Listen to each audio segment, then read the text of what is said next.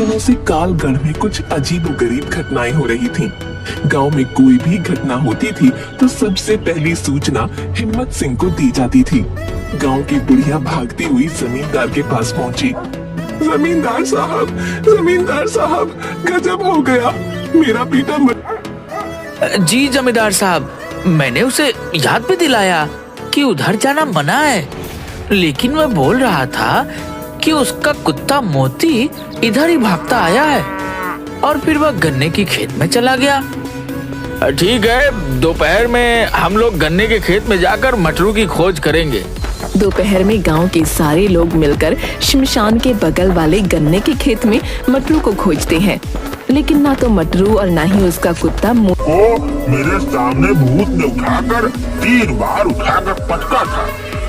जब हम आम के पेड़ के रखवाली के लिए मचान बनाकर उस पर सो रहे थे। मैं नहीं मानता, मैं भूत प्रेत को नहीं मानता, ये एक कोरी कल्पना और अफवाह है। ठीक है भैया, अपनी अपनी सोच है। अच्छी बात है कि तुम्हें भूत प्रेत पर विश्वास नहीं है, हमें तो है भैया। ऐसा करते हैं, आधी रात तक तुम पहरा देते रहो, आधी रात के बाद मुझे उठा देना और तुम सो जाना। हाँ, यही ठीक रहेगा भैया।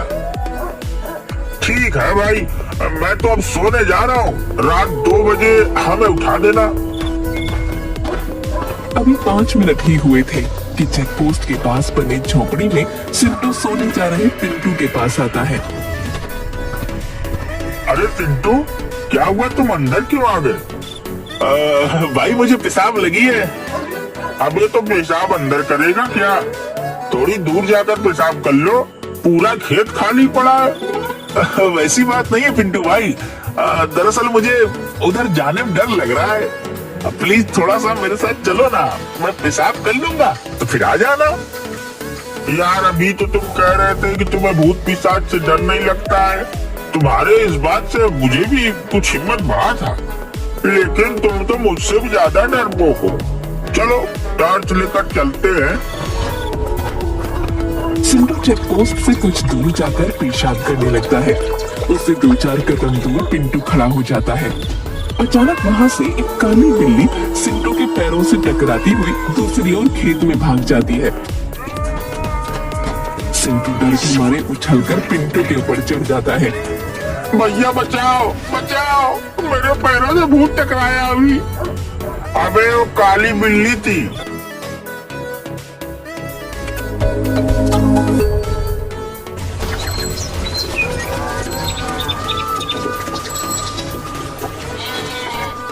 कुछ दिनों से कालगढ़ में कुछ अजीबोगरीब घटनाएं हो रही थीं।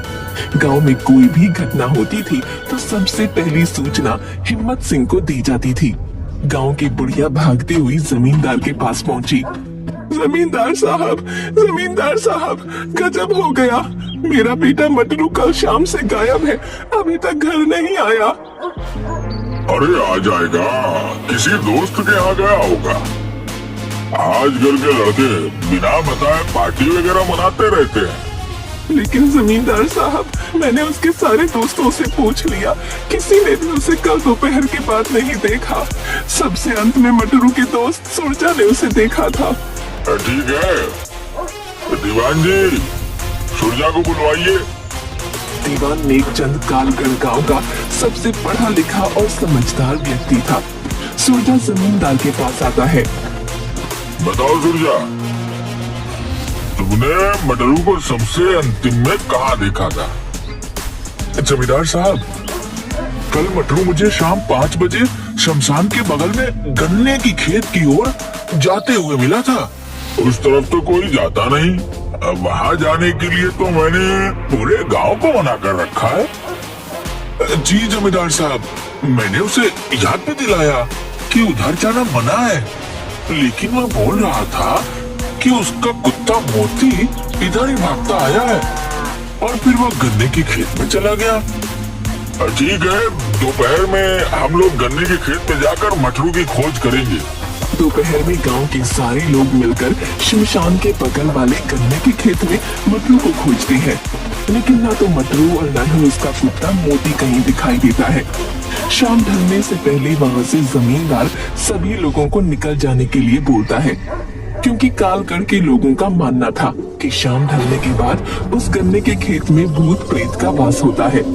अभी तक कालगढ़ के करीब 28 लोग उस गन्ने के खेत में लापता हो चुके थे।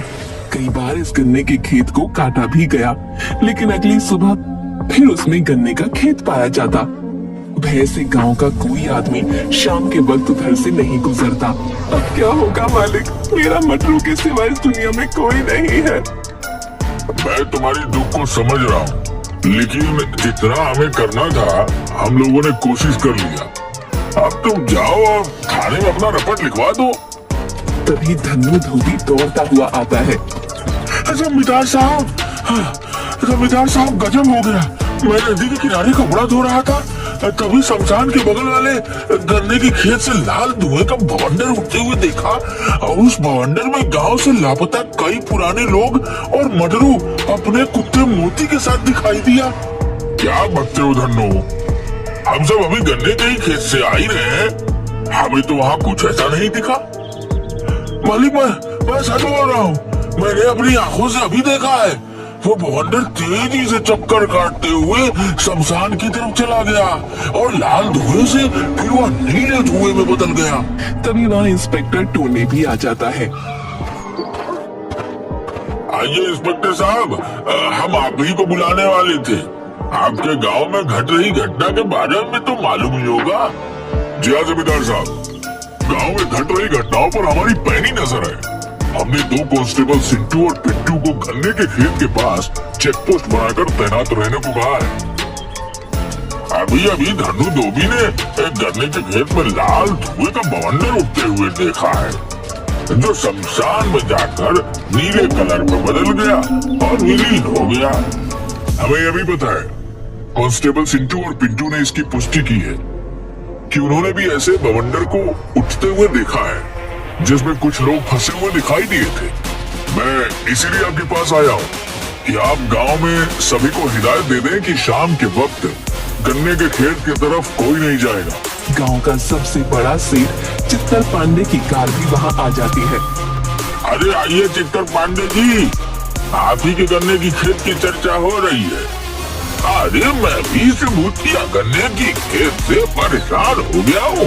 अब मैं सोच रहा हूँ कि उसके चारों तरफ 4 दीवारी गिरवा दूं, ताकि कोई आगे कांड न हो। सही सोचा सेठ जी आपने। ये लीजिए मुखिया जी, 2 लाख रुपए मेरी तरफ से बुढ़िया को दे दीजिए। अरे पांडे जी, आप खुद दीजिए। अरे आप ही दे दीजिए, मैं गुप्त दान देने में विश्वास रखता हूँ, दिखावे में नहीं। अच्छा मैं चलता हूँ, मंत्री जी के साथ एक इम्पोर्टेंट मीटिंग है। ऐसे ही आदमी को हमारे समाज की जरूरत है, बहुत ही नेक आदमी है सेठ जी। उधर कांस्टेबल सिंटू और पिंटू चेक पोस्ट पर। भैया आप कहाँ से हो? हम तो बिहार से हैं। और आप? हम तो यूपी से हैं। जरा सुनती है तो दो यार, डर के मारे पिछवाड़ा फटा जा रहा है।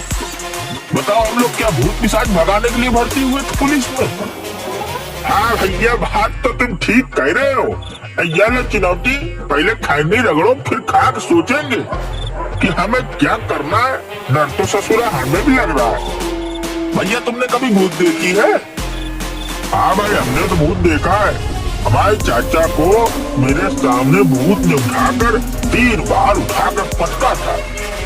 जब हम आम के पेड़ के रखवाले के लिए मचान बनाकर उस पर सो रहे थे। मैं नहीं मानता, मैं भूत प्रेत को नहीं मानता, ये एक पूरी कल्पना और अफवाह है। ठीक है भैया, अपनी अपनी सोच है। अच्छी बात है कि तुम्हें भूत प्रेत पर विश्वास नहीं है, हमें तो है भैया। ऐसा करते हैं, आधी रात तक तुम पहरा देते रहो, आधी रात के बाद मुझे उठा देना और तुम सो जाना। हाँ यही ठीक रहेगा भैया। ठीक है भाई, मैं तो अब सोने जा रहा हूँ। रात 2 बजे हमें उठा देना। अभी 5 मिनट ही हुए थे कि चेक पोस्ट के पास बने झोपड़ी में सिंटू सोने जा रहे पिंटू के पास आता है। अरे चिंटू, क्या हुआ, तुम अंदर क्यों आ गए? भाई मुझे पेशाब लगी है। अबे तो पेशाब अंदर करेगा क्या? थोड़ी दूर जाकर पेशाब कर लो, पूरा खेत खाली पड़ा है। वैसी बात नहीं है पिंटू भाई, दरअसल मुझे उधर जाने में डर लग रहा है। प्लीज थोड़ा सा मेरे साथ चलो ना, मैं पेशाब कर लूंगा तो फिर आ जाना। यार अभी तो तुम कह रहे थे कि तुम्हें भूत पिशाच से डर नहीं लगता है। तुम्हारे इस बात से मुझे भी कुछ हिम्मत बढ़ा था, लेकिन तुम तो मुझसे भी ज्यादा डरपोक हो। चलो टॉर्च लेकर चलते हैं। सिंटू चेक पोस्ट से कुछ दूर जाकर पेशाब करने लगता है। उससे 2-4 कदम दूर पिंटू खड़ा हो जाता है। अचानक वहाँ से एक काली बिल्ली सिंटू के पैरों से टकराती हुई दूसरी ओर खेत में भाग जाती है। सिंटू डर के मारे उछलकर पिंटू के ऊपर चढ़ जाता है।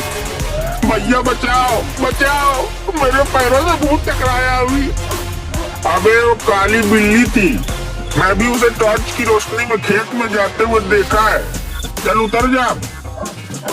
नहीं भैया, भूत है, अभी अभी मेरे पैरों में टकराया है, मुझे भूत से बचा लो। मैं अपने पत्नी का इकलौता पति हूँ, उसका क्या होगा? वो विधवा हो जाएगी, बचा लो। तभी आकाश में अचानक बिजली चमकती है और बादल गरजने की आवाज के साथ सिंटू और डर जाता है। भूत! अरे उतर, मुझ पर क्यों दिया मुंह? सारा वर्दी खराब कर दी तूने। चल झोपड़ी के अंदर चल। सॉरी भैया, वो बादल की आवाज और डर से मेरी सुसु निकल गई। भैया हनुमान चालीसा पास रखते हो क्या? भूत पिशाच मिट के तैयार, महावीर जब नाम सुनावे। दोनों कांस्टेबल चेक पोस्ट के पास बने झोपड़ी के अंदर चले जाते हैं और एक ही खटिया पर दोनों सोने की कोशिश करने लगते हैं, लेकिन डर के मारे दोनों को नींद भी नहीं आ रही थी। तभी एक बार फिर बादल गरजता है और हवा से झोपड़ी के ऊपर रखा टीन नीचे गिर जाता है। सिंटू भूत भूत करते हुए खटिया से उठकर बाहर भाग जाता है। उसके पीछे पीछे पिंटू भी भागता है। अरे सिंटू किधर जा रहा है? रुक रुक जा मेरे भाई, तुम भी जल्दी भागो वहाँ से, भूत है वहाँ। भूत, मैं जा रहा हूँ थाने में, तुम भी भागो वहाँ से। पर मेरे भाई गाँव तो इधर है, उधर तो गन्ने का खेत है, उधर नहीं जाना। प्लीज लौट आओ, मेरी बात मानो, मेरी आवाज सुन रहे हो ना? लेकिन सिंटू डर के मारे पिंटू की एक बात नहीं सुनता और गन्ने के खेत की ओर भाग जाता है। पिंटू थक हार कर थाने लौट आता है और इंस्पेक्टर टोंडी को सारी घटना बताता है। सुबह में सभी लोग कांस्टेबल सिंटू को खोजने गन्ने के खेत में जाते हैं, लेकिन सिंटू का कहीं अता पता नहीं मिलता। इंस्पेक्टर साहब, आपने बोला था कि हमने 2 कांस्टेबल सुरक्षा के लिए गन्ने के खेत के पास लगा दिए, लेकिन अब तो कांस्टेबल भी गायब हो गया। अब क्या किया जाए? जमींदार साहब, मेरी बात मानो, अब हमें अवगुणों की मदद लेनी होगी, तब पता चलेगा कि इस गन्ने के खेत का राज क्या है। पिछले 12 साल में मिलाकर 30 आदमी और पता नहीं कितने जानवर इस गन्ने के खेत में गायब हो चुके हैं। शमशान से एक औघड़ को बुलाया जाता है। वो हड्डी को खोपड़ी में मारकर कुछ सुनने की कोशिश करता है और बताता है, जय महाकाल, मेरी तैलिया मसान की खोपड़ी बता रहा है कि आज से करीब 12 साल इस गन्ने के खेत में किसी पुजारी की हत्या करके गाड़ दिया गया था। उसी पुजारी की अतृप्त आत्मा अपनी ओर ध्यान खींचने के लिए ये सब कर रहा है। हमारे गांव में आज तक किसी पुजारी की हत्या तो नहीं हुई है। हाँ, 12 साल पहले हमारे गांव के मुख्य पुजारी मंदिर से भगवान का सोने का सारा गहना मुकुट लेकर भाग जरूर गया था। मूर्ख, वो भागा नहीं था, उसकी हत्या की गई थी। आज भी हत्यारा यही गई है। जब तक उसको सजा नहीं मिल जाता, तब तक इसी तरह इस गांव के आदमी लापता होते जाएंगे। तो अब हमें क्या करना चाहिए? गांव के सभी लोगों को यहाँ इकट्ठा करो। बीमार, गर्भवती महिला और छोटे बच्चे छोड़कर कोई भी अपने घर के अंदर नहीं होना चाहिए। जमींदार के आदेश पर गांव के सभी लोग वहाँ पर इकट्ठा हो जाते हैं। महाराज, सभी लोग आ गए हैं? नहीं, अभी भी एक आदमी नहीं आया है। वह बीमार भी नहीं है। सर, सेठ चित्तर पांडे सिर्फ नहीं आए, उन्हें अभी किसी जरूरी मीटिंग में शहर निकलना है। हमारे गांव की सुरक्षा से बड़ा और कोई मीटिंग नहीं हो सकता है। दीवान जी और इंस्पेक्टर साहब, आप दोनों जाकर सेठ चित्तर पांडे बुला कर लाइए। चित्तर पांडे आने में बहुत आनाकानी करता है, लेकिन इंस्पेक्टर साहब और दीवान जी के दबाव के कारण उसे औघड़ के पास आना ही पड़ता है। आइए पांडे जी, आप मेरे पास बैठिए। हाँ महाराज, अब आप अपना काम शुरू कीजिए। अभी ये तेलिया मसान की खोपड़ी हवा में उड़ते हुए उस आदमी के पास जाएगी और वहाँ ठहर जाएगी। 5 मिनट उस आदमी को अपना गुनाह कबूल करने का अवसर मिलेगा। उसके बाद तो ये खोपड़ी मेरी भी नहीं सुनेगा। इससे निकलने वाली आग से अपराधी का चेहरा भस्म हो जाएगा। जमींदार साहब, ये क्या ड्रामा कर रहा है? मुझे इस सब में विश्वास नहीं। मैं चलता हूँ। मंत्री जी के साथ मेरी बहुत इम्पोर्टेंट मीटिंग है शहर में। अरे मैं फोन कर दूंगा मंत्री जी को, वो मेरे जान पहचान के हैं। आप टेंशन मत लो, आधे घंटे की बात है। तभी अचानक अवधार की खोपड़ी उड़ते हुए सीधा चित्तर पांडे के पास आकर रुक जाती है। औघड़, ये क्या मजाक है? हटाओ इसे यहाँ से। शायद आपने मेरी बातों को गंभीरता से नहीं लिया। आपके पास 3 मिनट बचे हैं गुनाह कबूल करने के लिए, क्योंकि 2 मिनट तो हमारी बात में ही बर्बाद हो गई। हाँ, मैं ही पुजारी की हत्या का अपराधी हूँ। रोको इसे, मैं मरना नहीं चाहता। 12 साल पहले जब मैं मंदिर से सोने और गहने और मुकुट की चोरी करके भाग रहा था, तो पुजारी ने मुझे देख लिया था और मेरे पीछे पीछे इस गन्ने के खेत में पहुंच गया, जहाँ मैं गहने को मिट्टी में छुपा रहा था। मैंने उससे मिट्टी की, लेकिन वो नहीं माना, तो मैंने उसे गला दबाकर मार दिया और वहीं उसकी कब्र खोद दी। कुछ दिन बाद उन सोने के आभूषणों को बेचकर सेठ चित्तर पांडे बन गया। इंस्पेक्टर साहब, देख क्या रहे हैं? इस दुष्ट को हिरासत में लीजिए। कांस्टेबल पिंटू टोने का इशारा मिलते ही तुरंत से चित्तर पांडे को पकड़कर हथकड़ी लगा देता है। तभी गन्ने के खेत में एक भवंडर उठता है और गांव वालों के सामने अघोर की अग्नि में पंडित की श्रापित आत्मा आ जाती है।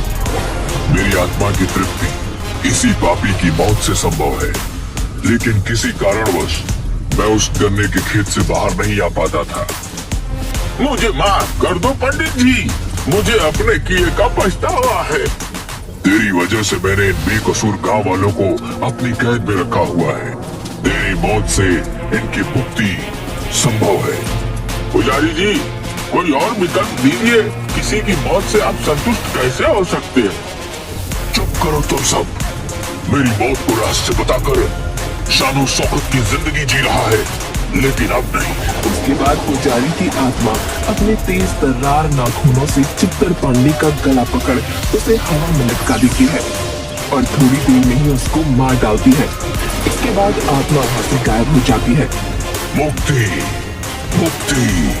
और एक के बाद एक करके 30 आदमी और कई मवेशी उड़ते हुए आकर औघड़ के पास गिरते हैं और सभी सुरक्षित अपने अपने परिजनों से मिल जाते हैं।